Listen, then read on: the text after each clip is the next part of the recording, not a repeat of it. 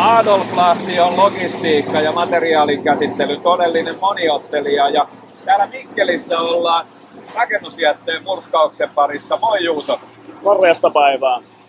Eli te olette ottanut toimenkuvaan myös tämän kierrätysmateriaalien käsittelyn.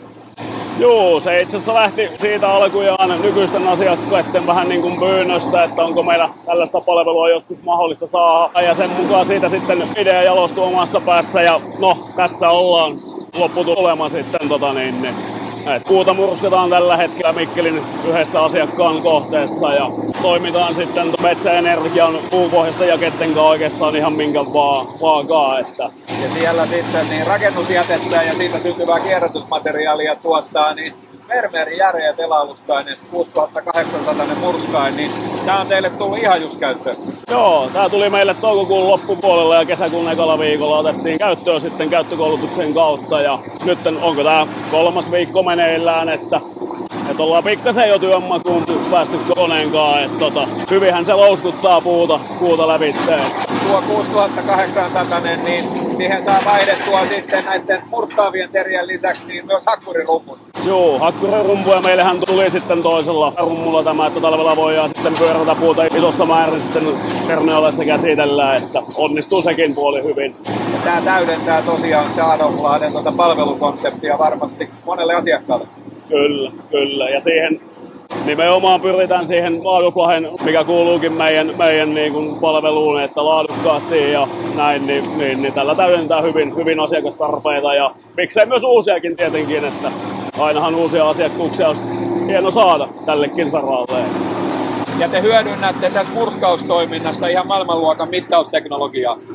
Joo, siinä on Minimum Agetin kautta hommattu itävaltalainen Sensor-Technicin optinen mittalaite, eli lasertekniikkaan perustuva pyörimisnopeudesta ottaa sitten irtokuutiot talteen ja saadaan hyödynnettyä sitten suoraan ne omaan puhelimeen sieltä pilvipalvelujen raporttitulos, että muutakin hyötyä sanotaanko tästä on, että pystytään seuraamaan muutakin faktaa kuin pelkkää kuutioiden tehollista käyttöaikaa ja näin, että todella pätevä kampe kaikkinensa.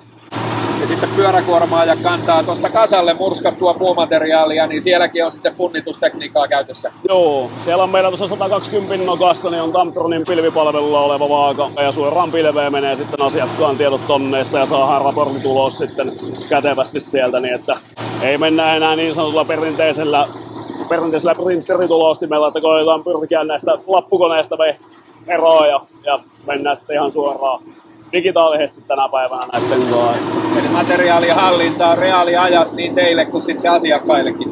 Juurikin näin. Millä alueella te meinaatte jatkossa täällä Vermeerillä operoida? No tämän koneen osalta niin sanoisin, että puhutaan Päijänteen itäpuolesta tuolta Jyväskylän Kaakkois-Suomi, Itä-Suomi-alueella, että noin pääsääntöisesti, jos halutaan jotain linjanvetoja tehdä, niin Kouvolasta 150 kilsan säteellä on aika hyvä pääpaino koneen kanssa. Ja sitten teille täysin uutta tämä murskainpuoli, niin onko Vermeerin kanssa päässyt paris viikossa sinuiksi? No joo, uutta on ja joo, hyvin on päästy sinuiksi, mutta kyllähän paljon tulee varmasti eteen ja joudutaan modaamaan asioita, mutta ihan hyvin ollaan päästy toistaiseksi liikenteeseen, että kone on pelannut hyvin. Ja siinä maahantuoja Severaalikämpi tekee sitten käyttöönottoa ja kuljettaa koulutuksen koneelle.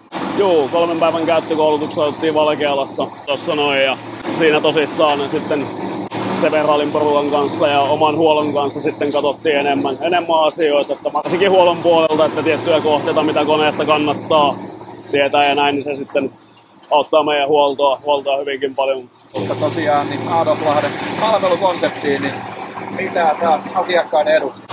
Kyllä, juurikin näin. Kiitos. Kiitoksia.